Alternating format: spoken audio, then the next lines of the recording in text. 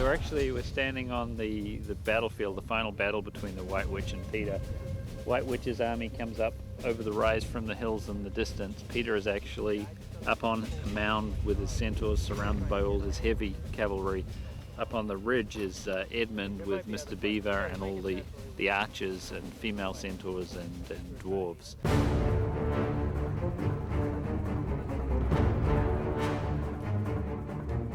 Shooting the final battle. There'll be animals and actors in prosthetic makeup and 1,000 people on the set. Roll please, rolling! All kinds of vehicles, and if you don't build it step by step and plan it correctly, then it can get out of control really easily. You've got this team of multiple units out shooting all this stuff side by side. You have the demand on Andrew in terms of realizing how difficult this was going to be in the logistics, actually getting people into these very difficult to shoot locations. IMAX. And action. Ultimately, when we finally shot the final battle scenes, the final fights, you could only get in and out via helicopter. I lucked out, I got you next to me. If you were very lucky, they'd be taking us to the top point, but they're not. They're going to put us on the bottom point, which means a longer walk up the hill. Oh, hell. Just dealing with that was a physical challenge, carrying platforms in and out for the centaurs to walk on. A 14-inch height was the difference between where a human standing would be and where the top of the head of a centaur would be if he was actually on set in person. So we had a bunch of 14-inch platforms that we could move around and have our actors walk on that we would then erase and put in the digital horse later. Every time we'd shoot a scene, we'd have to yank them all out of there to shoot a clean plate, which is basically the same thing we just shot, but with no one in there, so you could fill in the blanks behind whatever platforms we had out there for the centaurs to raise them up higher.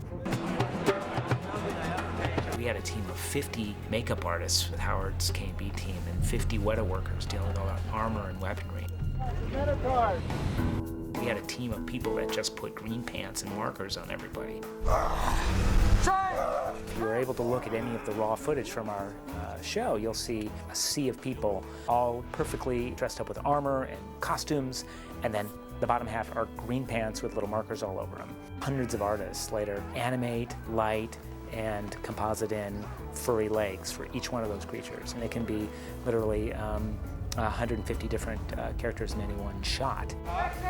For us, the challenge from an animation side of it is really to make them feel integrated into the environment in the sense that you adhere to all the same rules. Gravity, weight, redirection of weight, anticipation, any of those rules that we would see applied on a daily basis to the human body when we move around. We really have to adhere to those as best we can.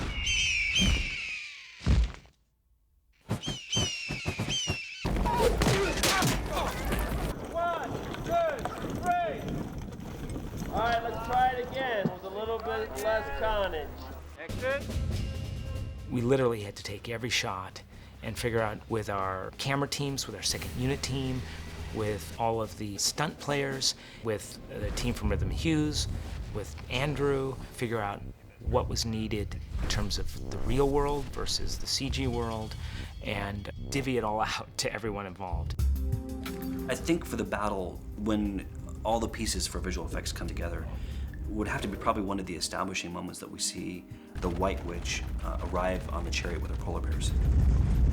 When we see that, we see not just the chariot that she is on, which is a real motorized chariot that she could drive. The computer-generated polar bears would be in front of that, and off to the side and left and right of her, she has her minotaurs and suits and green legs. We've got boggles and goblins that are in full suits there on set as well. The witch had about 15,000 on her side, and Peter led Aslan's army with about 5,000. So at the most, we'd have 20,000 creatures going toe-to-toe with each other. But it was a sheer variation of the type of creatures that made it incredibly complex. We had centaurs, which are half human, half horse. We had fawns, which are half human, half goat. We had cats on one side, rhinos clashing. Getting computer-generated characters to fight each other in a completely photorealistic fashion means that we've got to rely upon traditional computer animation in the foreground, and then Rhythm Hughes is adding thousands of characters fighting in the background using a piece of software called Massive. The way Massive works is you build brains for each of the types of characters. You make them all slightly different. And then the artificial intelligence nature of the software basically lets the battle play out once you've set the parameters of what they can all do. When we come across a battle scene with armies full of minotaurs and boggles and goblins and centaurs, Massive is able to create fully unique characters within the thousands of characters that are on the screen. Action! We may have had 20 Minotaurs, but we need 200. We may have had 15 Minotaurs, we need 150.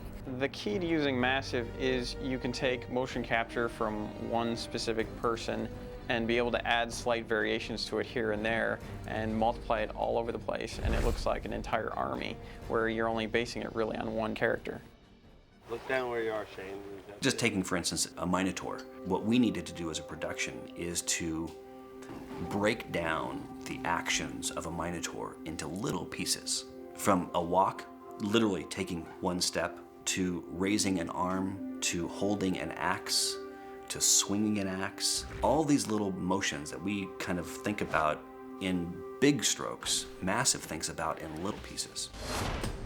What we did is we spent over 100 days filming actors in these small little steps. Massive software then takes those actions and puts them together. So we took this motion capture data, which was actually 5,000 different moves, and we were able to bring it into Massive and put it on various characters. And we had great people, like we had an ex-NFL player to motion capture, so he was our Minotaur. We had some Cirque du Soleil performers that were our fawns, and it just all came out great. And we have very different characters that you can see on the field.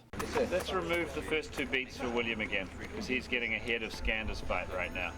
Andrew's creating a feeling from shot to shot and scene to scene that our work has to deliver for him, for the scene to work. It's not about shots for the sake of shots, it's about shots as an expositional tool for movie making, which is really nice. They're treated with, I think, the right amount of respect. I think Andrew's managed to sprinkle the battle stuff in there in a way that's not just for the sake of a battle, it's decent storytelling too. Each one of these shots has hundreds of people that were involved in its creation. Each section of the battle's anywhere from 80 to 120 shots. So it's a tall order, and we've employed the best in the visual effects world to do the show.